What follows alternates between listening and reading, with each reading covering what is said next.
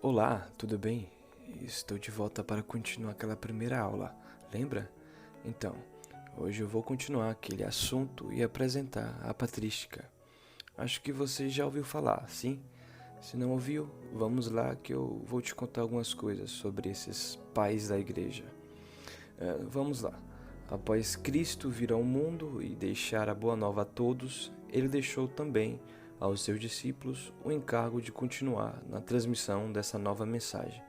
Acontece que isso foi tomando grandes proporções, muitas pessoas se converteram e o discipulado foi crescendo e se espalhando por todos os lados. Aí nasceu a necessidade de se defender das acusações dos adversários, que deformavam a mensagem evangélica, e também a necessidade de construir a identidade dos cristãos. Nesse trabalho complexo, que levou alguns séculos, podemos distinguir três momentos fundamentais. Primeiro, a dos padres apostólicos, no século I, como Clemente Romano, Inácio de Antioquia, Policarpo de Esmirna, que ainda não enfrentavam problemas filosóficos. Segundo, os padres apologistas que, ao longo do século II, realizaram uma defesa sistemática do cristianismo, na qual os filósofos aparecem como os adversários a combater. E exatamente aí que eles começaram a usar a própria arma dos filósofos para construir a sua própria defesa. Entre estes padres podemos citar Aristides de Atena, São Justino, Clemente de Alexandria. Terceiro, a patrística, que data do início do século III até o início da Idade Média, no século V. Utilizou-se consideravelmente vários elementos filosóficos, especialmente da filosofia platônica.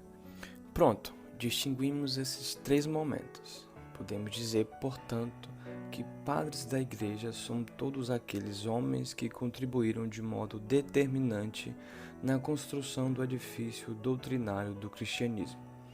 A filosofia desses padres era sempre parte integrante da sua fé. Lembra que eu falei sobre a possível relação da fé e filosofia? Os primeiros problemas que faziam necessário o envolvimento de conceitos filosóficos foram: 1. O problema da Trindade. Como o Pai, o Filho e o Espírito Santo poderiam ser um só Deus?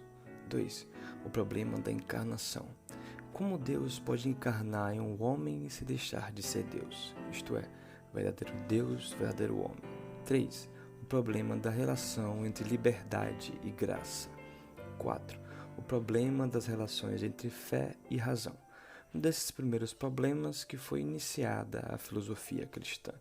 Entre os padres da igreja, hoje vou te falar sobre um, Santo Agostinho, o bispo de Hipona, considerado o mais importante dos padres da igreja. Eu farei um brevíssimo resumo de sua vida. Agostinho nasceu em 354 em Tagaste, no norte da África. Sua mãe era católica, se chamava Mônica. Quando jovem, iniciou um relacionamento com uma jovem cartaginesa e teve um filho chamado Adeodato. Agostinho estudou retórica e se tornou professor. Se separou da jovem e pediu que a mãe o arranjasse um casamento, mas no fim preferiu não ficar com ninguém. Agostinho, em juventude, como os outros jovens da sua época, adotou um estilo de vida bem desregrado, associando-se aos colegas que se vangloriavam das suas aventuras sexuais. No entanto, tudo isso irá mudar. Agostinho sempre foi um jovem aberto ao conhecimento e sempre levava em si um certo vazio, que sempre procurou preenchê-lo. E sua aceitação ao maniqueísmo é uma mostra disso. No verão de 386, depois de ouvir a história da vida de Santo Antão no deserto, Agostinho se converteu. E esse episódio da vida agostiniana é interessante. Ouvi uma voz infantil repetir nos seus ouvidos: toma e lê, toma e lê. Ele pegou a Bíblia e abriu em uma passagem que lhe atingiu bem no seu coração. Com isso, logo virou padre e posteriormente bispo de Hipona. Santo Agostinho tratou de muitos temas importantes para a doutrina católica, como a doutrina da criação, a descoberta da pessoa e uma metafísica da interioridade, pecado original, a trindade e sobre o mal, que eu vou tratar de modo genérico aqui. Também escreveu muitas obras como A Cidade de Deus, sobre a doutrina cristã, sobre a Trindade, sobre o livre-arbítrio e sua obra mais famosa, As Confissões, que é uma obra autobiográfica, na qual o próprio autor revela a trajetória de sua conversão ao cristianismo. Pois bem, agora eu vou resumir o que Santo Agostinho fala sobre o mal. Vamos lá. Se tudo provém de Deus, que é o bem, de onde provém o mal? Deus é o bem em totalidade.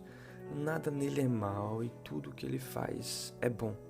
Portanto, o mal não é uma criação divina. O mal é a ausência de bem. Vou usar uma das explicações agostinianas, do ponto de vista moral. O mal moral é o pecado, e o pecado depende da má vontade. E na má vontade é uma deficiência. Como assim? Por exemplo, a vontade deveria tender ao bem supremo, que é Deus. Mas como existem outros bens menores, que são as criações divinas, as criaturas, a vontade pode se enganar e passar a preferi-los. Desse modo, a vontade, ao invés de tender ao bem supremo, tende ao bem inferior, consistindo em uma escolha incorreta entre os bens.